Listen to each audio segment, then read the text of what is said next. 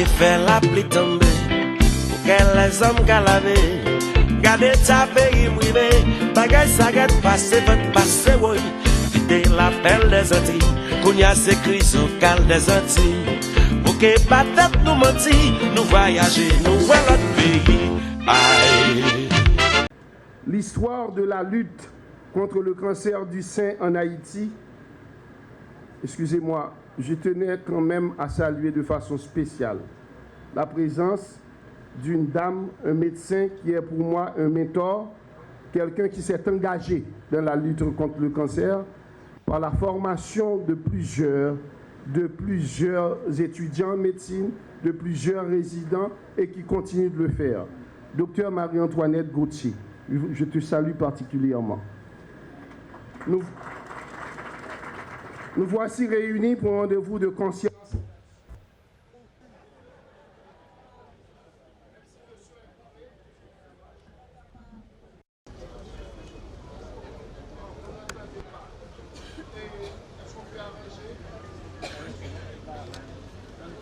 Parce que particulièrement, j'ai aimé la boutade du président Trump lorsqu'il a critiqué que dans son intervention, on a boycotté.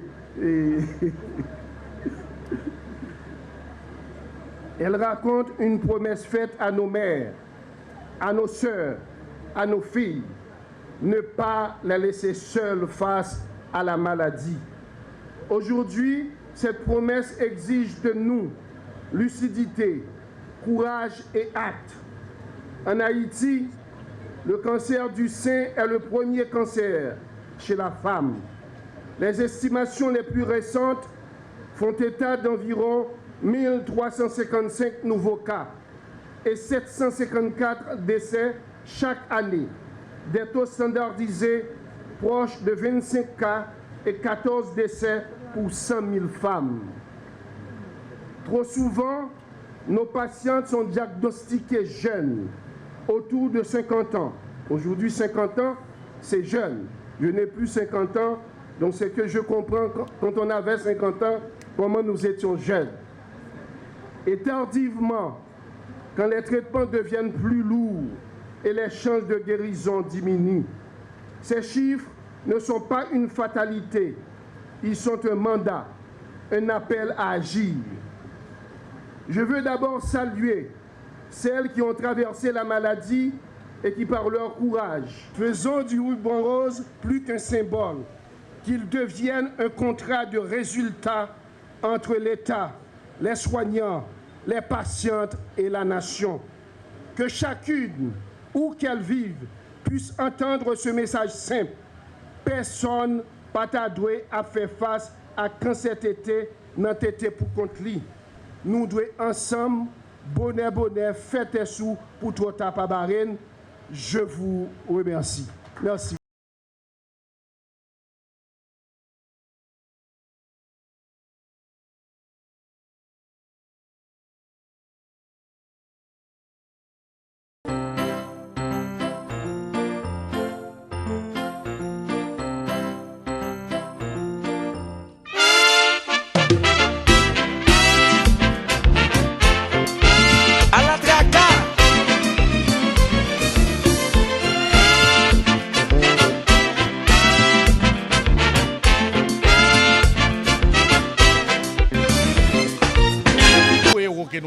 C'est Jean-Jacques Dessalines et nous avons trouvé le manque de compréhension de Dessalines.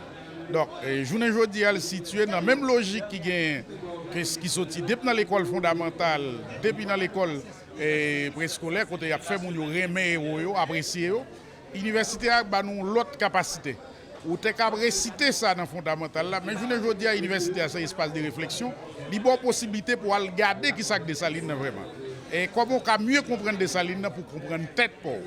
Donc c'est ça qui vient faire nous aller en pile fois gagner des perspectives historiques pour comprendre Dessalines. Je ne dis pas nous qu'il y a des perspectives psychologiques pour comprendre Dessalines. Il y a des perspectives sociologiques pour comprendre Dessalines. Il y a l'autre perspective stratégique pour comprendre Dessalines en tant que stratège. Et tout élément ça vient montrer que Dessalines est multidimensionnel malgré qu'il n'est pas dans l'école.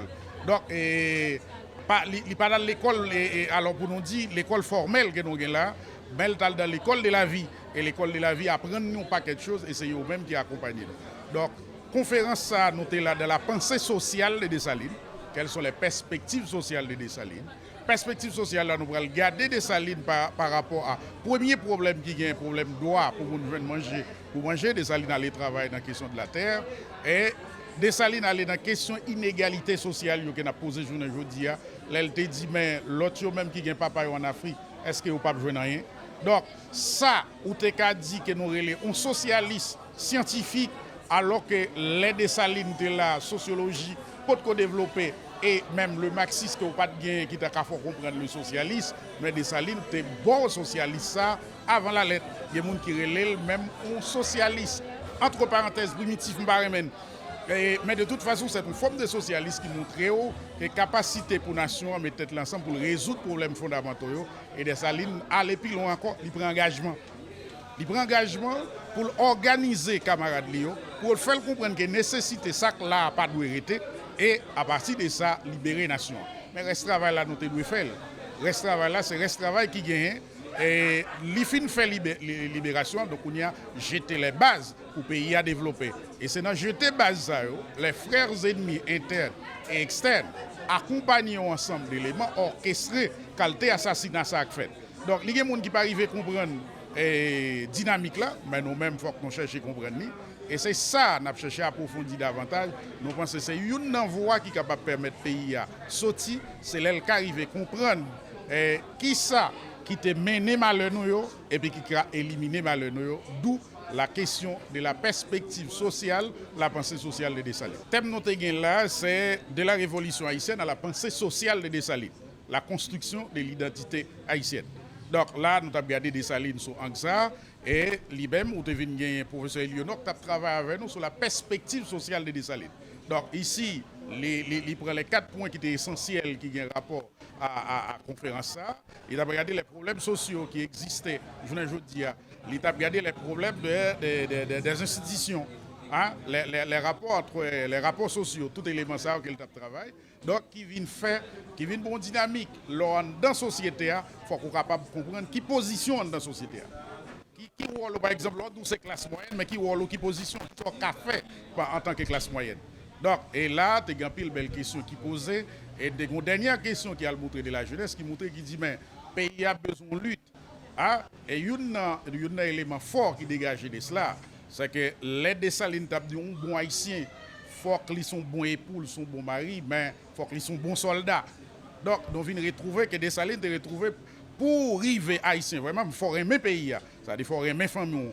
Là, sans Dessalines, pas de fait sociologie, il compte d'abord que la famille, c'est la base de la société. C'est un premier élément et c'est important qu'il fallait le voir et c'est à nous de le développer. Donc, c'est-à-dire là, et la famille pas composée seulement de père, mais de la mère. Là, on prend le premier élément de la famille. Donc ici, là, on avait vu, non seulement on a besoin des femmes, on a besoin des hommes pour travailler au niveau du premier élément qui est l'appareil idéologique, que marxisme plus que l'élément de socialisation. C'est-à-dire c'est eux-mêmes qui sont capables de modeler, qui sont capables de faire. Soit hier, pour venir remettre le pays, de remettre la caillou, et à partir de ça, pour faire projection.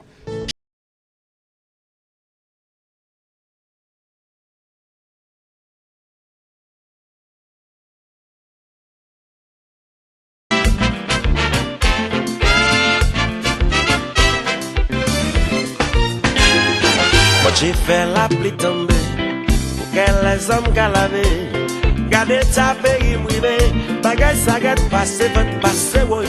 Quitter l'appel des Antilles, qu'on y a ces crises au cal des Antilles. Que problème cancer, c'est ça, nous faisons recherche sur lui. Est-ce que c'est ça, Timoun a mangé, qui s'est passé? Nous pas de jamais connaître Timoun 14, 15 ans, 16 ans fait cancer du sein.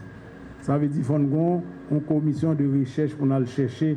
Qu'on est sac bâti moun ça. Mais c'est par exemple, il y a disons comme si qui a un petit génétique parce que pas qu'à comprendre ça parce que pas jamais qu'on voit ça d'habitude de médecine pour ti moun qui a cancer dans sein bonheur comme ça. Mais c'est pas ti moun seulement. Par contre responsable Saint-Damien là, yo écrit hier, yo demandé support pour un groupe de ti moun qui fait cancer Salvador. Oui, l'état a campé avec eux, n'a aidé eux transférer ti moun ça au Salvador. Même Jean Saint-François, il y a un rapport de débat, nous avons invité le ministère pour venir faire une présentation pour nous. Parce que taux de mortalité pour le cancer, les en Haïti le bureau parce que les gens veulent péter plafond. Nous-mêmes, comme l'État, nous avons responsabilité pour accompagner le groupe de support, tout l'hôpital qui gagne ça. En attendant, nous-mêmes, nous mettons institut ou bien l'hôpital qui nous mettons très prochainement. Comme président, vous parler de ça, eh bien, ministère de la Santé publique, nous avons continué avec des séances de sensibilisation, il faut continuer avec prévention. Là, nous avons parlé de prévention cancer. Même mon lui-même, il a fait autopalpation lui. Chaque fois que nous avons un cancer dans le pays, c'est comme si on a kidnapping. Si tellement de monde dépense tout ça au gain. Et bien, je dis, c'est dans le pays, dans le monde qui va avoir un institut comme ça, qui va avoir l'hôpital qui gère le cancer. Et bien, ça nous va l'offrir. Dans le Grand Sud, là, il y a environ 250 carbones là-dedans, il y a tout bagage radio, et thérapie, il y a chimio, il y a tout bagage. Et vous êtes ça, l'institut. Président, bon, c'est resté au poil dire. Là, vous me dites, j'en baisse tout bas. Je remercie tout le monde qui participé, mais faites-la continuer. Mais nous avons quitté le président déplacé. Nous avons un secrétaire d'État alphabétisation handicapé qui n'a pas joué musique pour nous. Manquez de à SCPM, parce que c'est eux qui moteur santé. Nous sommes dans les deux, mais ça fait pas. Parce que c'est eux pour nous expliquer dans la présentation, pour bien comprendre, c'est eux qui ont contact avec tout le monde. Ça plus vulnérable, ça fait cancer plus souvent. C'est eux pour porter message, c'est eux pour nous apprendre, c'est eux pour nous recycler, pour agir ni dans la nutrition, ni dans les affaires cancer, tout ça gagne.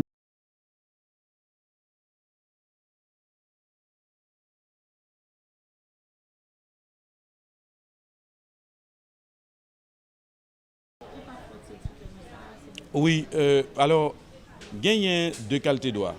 Gagner, ça ne capable de le droit juridique formel, qui c'est de droit sur le papier, côté que on dit, nous sommes tous égaux devant la loi, côté on dit que faut que respecter liberté nous, comme individus, on nous dit par exemple que notre domicile est inviolable.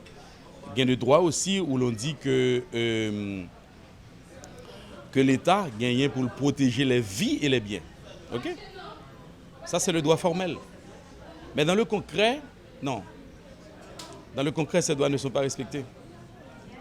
Et n'importe qui avec un Kalachnikov, Zamni capable de briver la caillou, les mettre au dehors, les violer petitou, les violer maman, les violer madame, et puis le fusiller. Et puis là, il n'y a pas rien pour le peur, pas de poursuite. N'importe qui doit mettre l'on côté, depuis qu'il y a des âmes dans le il rete dans le café, il dit là c'est la mairie qui l'a fait, et qu'il faut payer des déplacements. Et si vous-même vous avez dit que ça pour le finir le fusiller, et vous êtes capable de faire ça à n'importe qui monde, n'importe qui l'est, n'importe qui côté. C'est pour ça que je fait allusion à Hobbes. Je dit que nous sommes à l'état de nature. Nous réduits à l'état de nature, nous ne sommes pas en état de société. Parce que pour que nous soyons en état de société, il faudrait au moins qu'il y ait un État qui soit capable de garantir le droit à la vie. Or, nous pas gagnons l'État qui est capable de garantir le droit à la vie. Chaque monde a vivre sous roue libre. Ou sorti comme journaliste, ou venir là. Mais qui dit qu'on va retourner la caillou? Nous souhaitons qu'on retourne la caillou en paix, qu'il n'y a rien pas arrivé. Moi, je suis professeur, moi, je viens là, je mal la caillou. Pas aucune garantie formelle que je m'obtenais, ou bien concrète que je m'obtenais la caillou. Il faut que je retourne. Bon, allez. Parce que si n'importe qui veut prendre, la prendre. La lever, me libre la veille. La demande $300 000.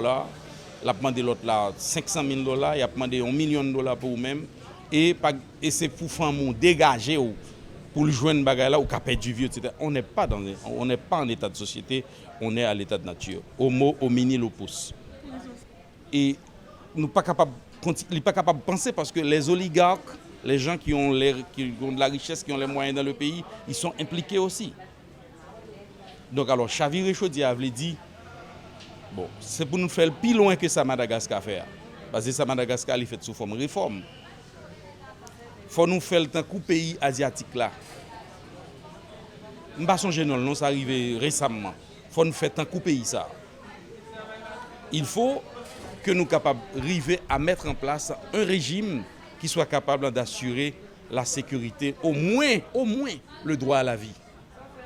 Il faut que nous ayons en place une structure gouvernementale qui soit capable d'assurer le déplacement de chaque citoyen. C'est-à-dire que tu peux te déplacer d'ici pour te rendre à Jacmel, pour te rendre à Jérémy, pour te rendre au CAI, sans qu'il y ait l'autre monde qui a demandé pour payer et sous mal parler de fusil. Il faut que nous ayons un système qui soit capable de nous garantir le déplacement, garantir au moins que tu puisses dormir chez toi en paix et te réveiller en paix. Garantir que tes enfants peuvent aller à l'école et qu'ils ne vont pas encaisser une balle. Donc nous ne sommes pas capables d'espérer en aucune façon qu'avec ce que nous avons là comme scénario, comme situation, qu'on va sortir de l'auberge. Ça m'a dit la révolte. Il faut une vraie révolte sociale qui puisse transformer les choses.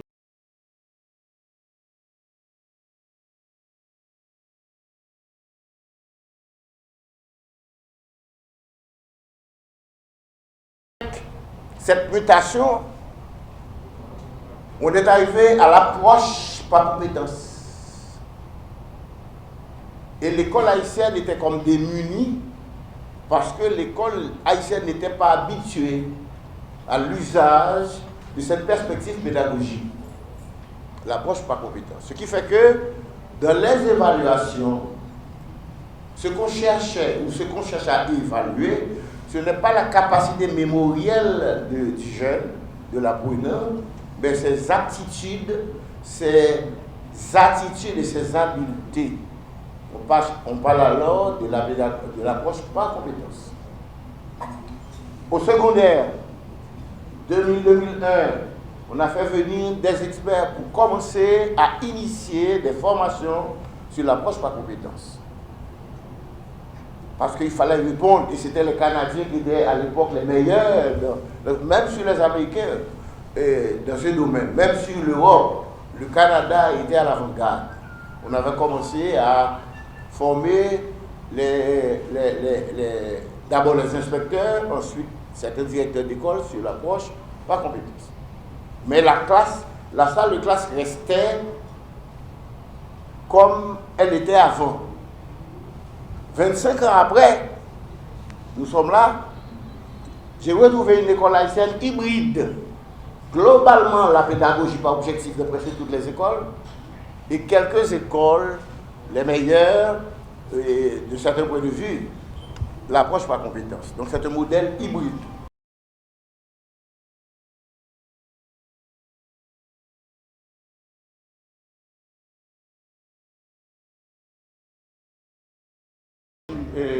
D'orientation du secondaire, les années 98, mais il a été révisé et adopté en 2006. Le secondaire est organisé suivant 3 filières. La filière d'enseignement général, nous appelons la voie générale, la filière d'enseignement technologique et la filière pédagogique. Aujourd'hui, dans notre système, nous avons le développement de la filière d'enseignement général. Cette filière comprend 4 séries.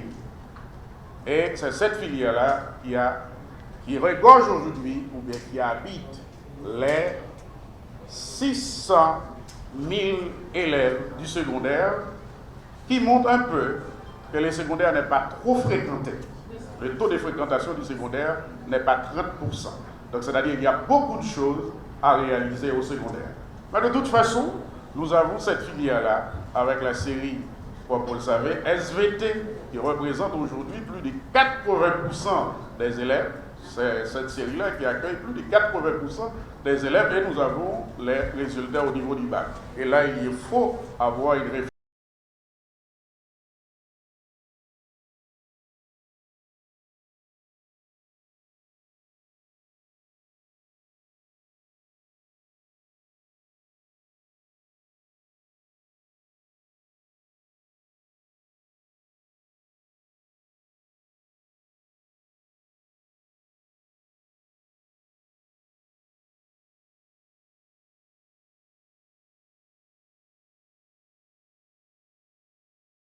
ministère Affaires sociales et travail, c'est ministère qui couvre tout champ protection sociale là, tout champ sécurité sociale là. Et il se trouve que ONA c'est une institution qui est chargée pour garantir une partie dans la sécurité sociale travailleurs et travailleuses. Et ONA, dans le cadre d'initiative que le prend pour commémorer 60e année, donc nous avons dit lancer un ensemble d'activités. Parmi les activités, nous avons une activité aujourd'hui qui c'est ONA en famille. C'est une activité côté que direction ONA, direction générale ONA, faciliter que tout le monde qui travaille dans ONA arrive mettre en exergue ça est capable de faire, soit au point de vue artisanal, ou au point de vue artistique, ou au point de vue culinaire, qui l'autre potentialité que vous gagnez à part de travail que vous avez fait comme fonctionnaire de l'ONA. Nous, la population intéressée dans ce qui passe dans l'ONA et vous avez besoin de plus d'informations toujours. Donc, comme je l'ai dit tout à l'heure, ça va encourager moi-même avec l'escadre de l'ONA, travailler plus pour être capable de porter ça là-bas. Quel que soit le monde, quelles que soient les informations besoin sous l'ONA, il y a besoin de là. Et c'est ça qu'a fait là. On a parlé de tout service représenté là. Tout ça, on a besoin de l'ONA comme service. Toute information qu'on a besoin de l'ONA, il y a besoin de là. Oui. Très bientôt, on a fêté 60 ans, 8 novembre. Donc déjà, nous sommes censés inviter toute la population pour fêter ensemble avec nous. Donc ça, c'est un prélude à 60 ans, nous faisons. Quand le ministre a dit tout à l'heure, c'est pour nous non seulement informer les gens de ce qui a passé dans l'ONA, mais c'est pour nous capables de mettre en valeur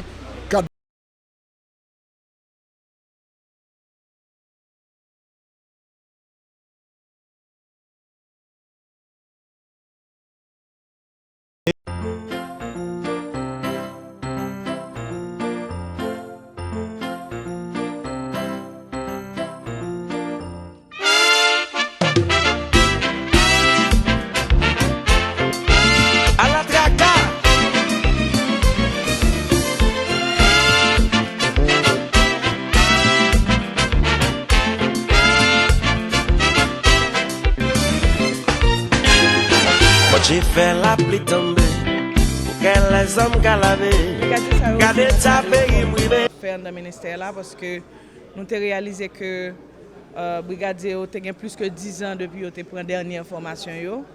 Et comme brigadier a un l'âge pour gagner la donne, donc ça veut dire que les derniers franges qui ont pris la formation, ils viennent trop grands. Donc ça veut dire que nous avons fait réforme brigadier, nous prenons l'autre jeune, parce que le brigadier c'est entre 18 à 27 ans. Donc nous prenons l'autre jeune, donc nous venons gagner une quantité de jeunes qui étaient déjà dans la rue à bail service, mais qui peuvent gagner une formation.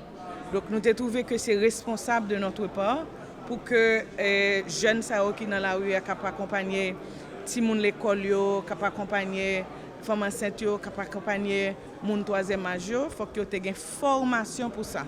Donc c'est comme ça que nous avons avec volontaires des Nations Unies, nous avons avec la direction de la protection civile qui était nous en pile cadre, en plus de cadre que nous avons au niveau du MJSAC pour nous former 200 brigadiers pour nous capables de renforcer dans la rue. La formation a duré entre 2 à 3 jours et que chaque direction a en cursus pour que les formateurs viennent faire formation avec eux. Maintenant, à l'intérieur de chaque certificat que vous remettez là, ou après ensemble de cours que chaque monde qui te prend formation ça yo une chance pour suivre avec des formateurs qui sont spécialisés pour ça. Pour l'exercice 2025-2026 ça, étant donné que c'est seulement dans la métropolitaine nous qui gagne agent et brigadier action civique. Donc nous faisons un programme qui allait dans le programme investissement public là pour que nous soyons capables de faire formation avec des brigadiers dans tous les 9 départements qui étaient. Donc d'ici mi-année ça, nous sommes capables de gagner l'autre brigadier action civique qui a déjà en formation, qui paraît pour déploiement sur tous 10 départements pays. Ouais. Nous attendons que plus jeunes formés, nous attendons que plus jeunes armés d'esprit citoyen pour être capables de servir le pays. Nous attendons que nous retirer plus de jeunes dans la délinquance juvénile. Nous attendons que nous formions plus de citoyens qui aiment le pays, qui croient dans le pays et qui prêtent tout pour être capables de devenir des agents de paix pour que nous soyons capables de gagner un bon bout de la paix dans le pays parce que nous avons besoin de ça en pile. En pile fois, nous faisons la parité égale. Donc si nous avons 200 brigadiers, nous avons 100 filles, 100 garçons. Des fois, nous avons plus de filles, des fois. Un message, c'est moi vraiment content que moi j'ai un pile collaborateurs et collaboratrices ensemble avec moi au niveau du MJSAC qui aident à réaliser tout le travail que nous avons réalisé là. Comme moi toujours dit, moi pas qu'à faire rien pour moi. C'est grâce avec collaboration, toute équipe technique ministérielle, toute équipe administrative ministérielle, ressources humaines et j'en passe. Et surtout nos agents de sécurité qui vraiment affiché un comportement protocolaire depuis que vous êtes rentré dans le ministère, là, on commence à voir une sorte de changement. Donc, nous avons continué le travail pour que le ministère continue à rehausser et de éclater pour que le ministère soit capable de retourner belle, même j'en étais avant.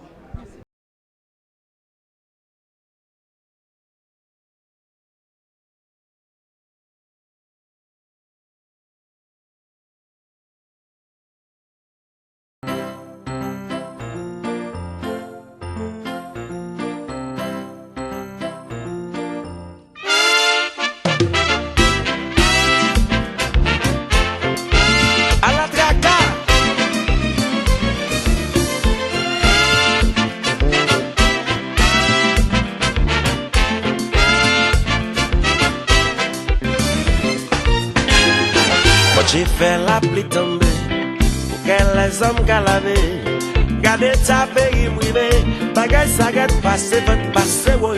Quitter l'appel des Antilles, qu'on y a ces crises au cal des Antilles.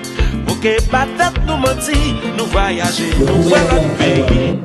Continue de soutenir la production agricole haïtienne, car sans autosuffisance alimentaire, il n'y aura pas de souveraineté réelle.